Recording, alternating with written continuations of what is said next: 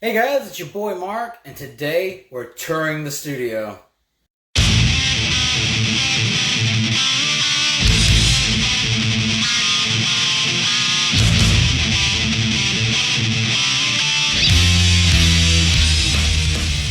So if you guys tuned in to my December year-end video, you'll have heard that I made mention that there's some renovations going to the studio.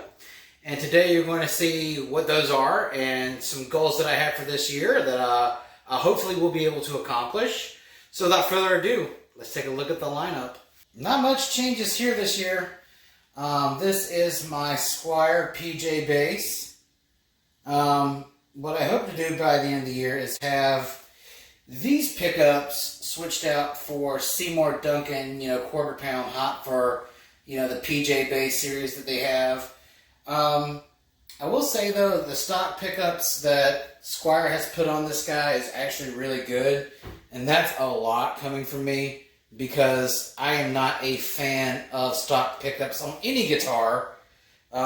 Usually the first manner of business is taking out the stock pickups, but these are really good. I gotta hand it to Squier, they outdid themselves.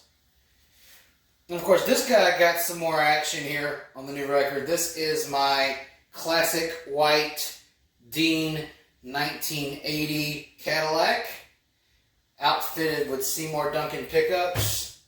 Really smooth playing guitar. And this is, of course, I always have a Les Paul in my inventory here. Yep. Had this beauty since 2017, outfitted also with Seymour Duncan pickups. Yeah. This was a really big go-to guitar for a lot of the songwriting. And yeah, I still have not fixed the Yamaha. That's backburnered for a little bit, but I do need to get it done because I would love for you all to hear how beautiful this thing sounds.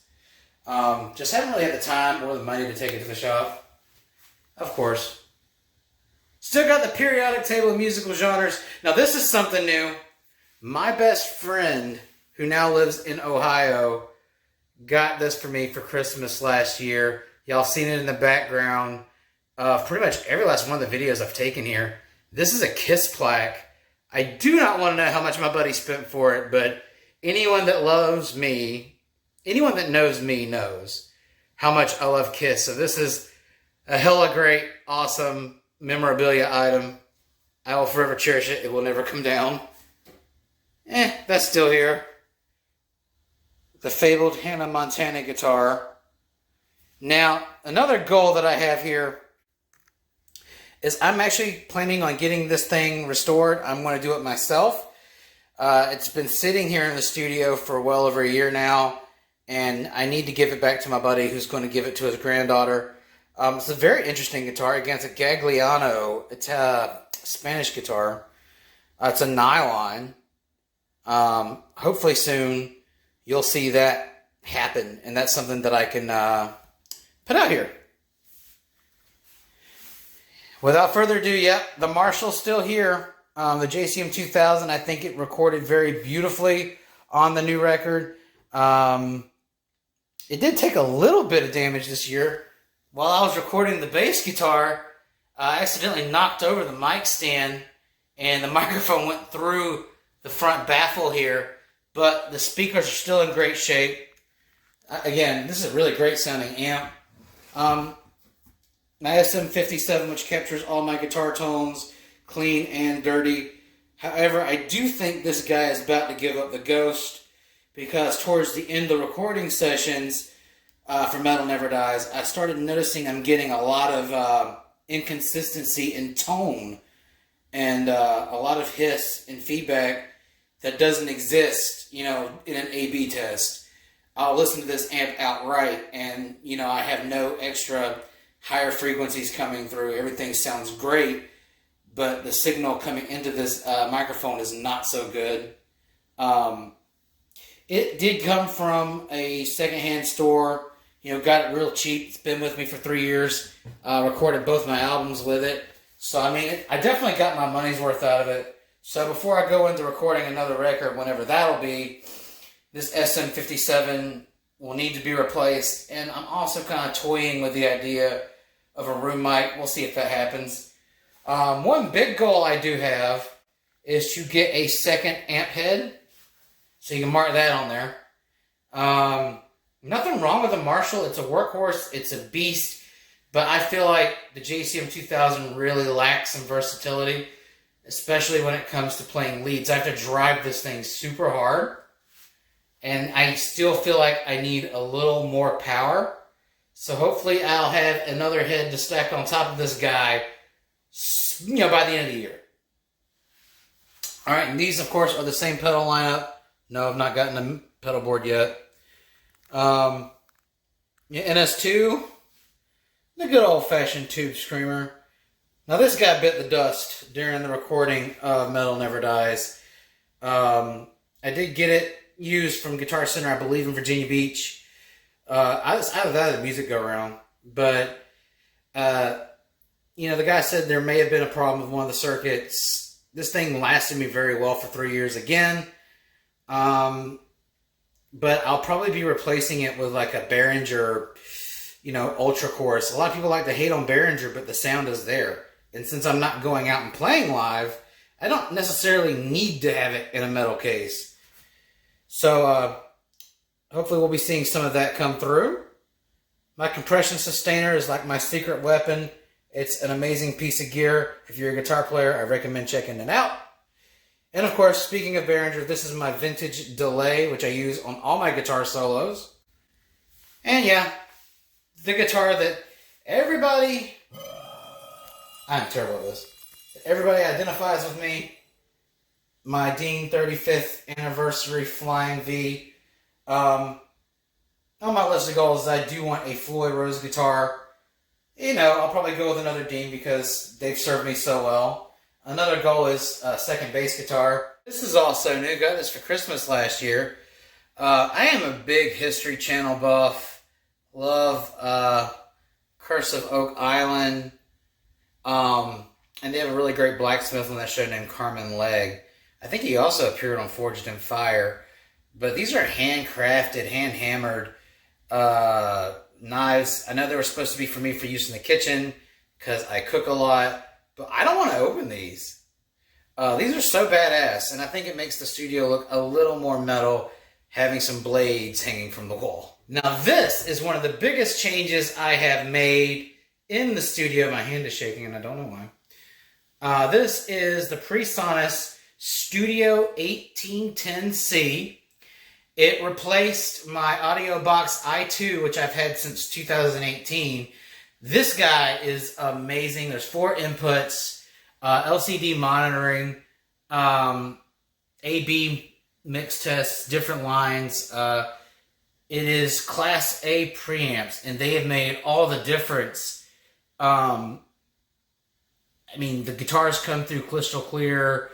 The bass was recorded through the same unit as well. It sounds high definition. You can record in a 34-bit or a 32-bit or a 64-bit float.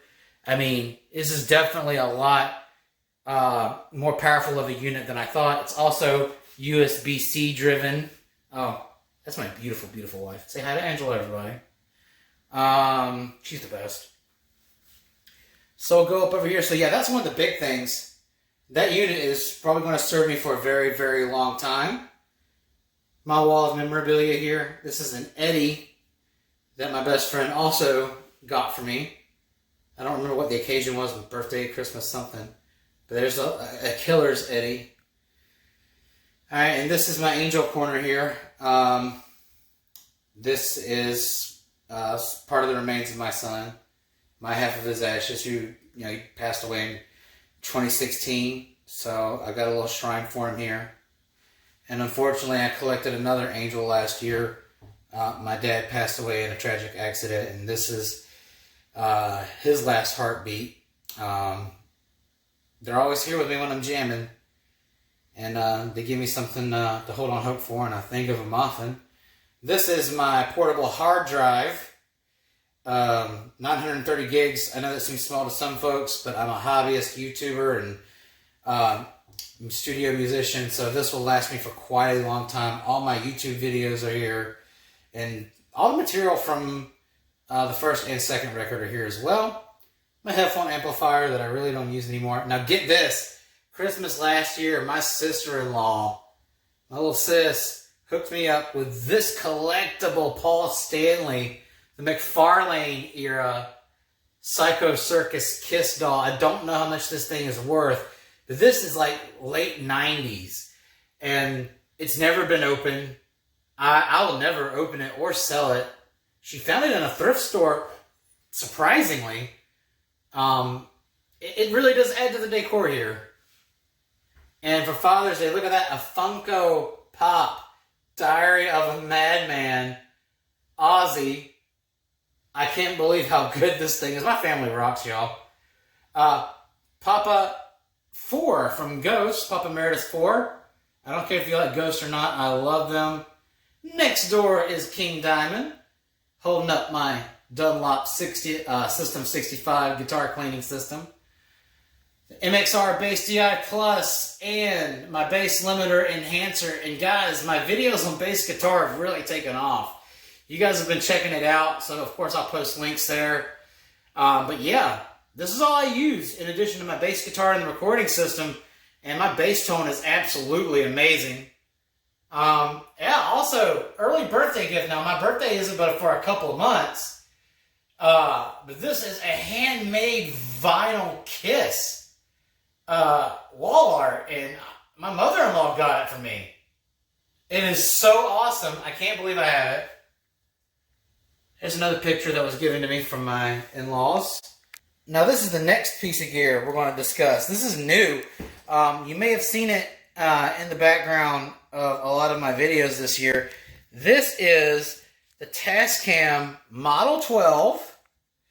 I used it extensively in the mixing phase, mastering phase of the new record.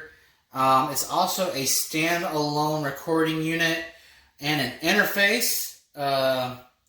Again, I want to do a couple videos on this guy. For those who know me and have known me for a long time, for the most of my musical career here, my recording units have always been Tascam. My first recording unit was the Tascam DP8 CD, and then I had a US 1800 rack mount recording system, which was not that great.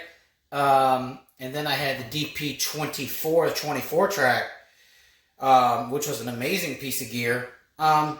Is this something that I see staying in my studio for a long time? No. And I will explain that in a later video. We're going to really deep dive into this guy. It is useful, but it's not the piece of gear I was looking for after some, putting some hours into this thing. But we'll go over that. I love Tascam still, but I need a different piece of gear in my studio, so you'll probably see this guy disappear at some point. But we'll go into it and take a fair deep dive and show you guys what this thing can do. That's my laptop. You know it. Say hi to Angela again. Well, that was the studio tour for 2022. There's been a lot of good changes going on here. And if you haven't seen my first studio tour from 2021, I want to put that in the links below. You'll see there's definitely been some changes, some subtle changes, and some great new gear here. And I hope by the end of the year I can get a lot of those goals I previously mentioned accomplished. Probably for my year-end video, I'll see how many of these goals I've actually crushed. Can I crush my goals, or my goals crush me? Also, I just want to say it's crazy to think that my new album's been out for a couple days now. I would love to know what you guys think of it.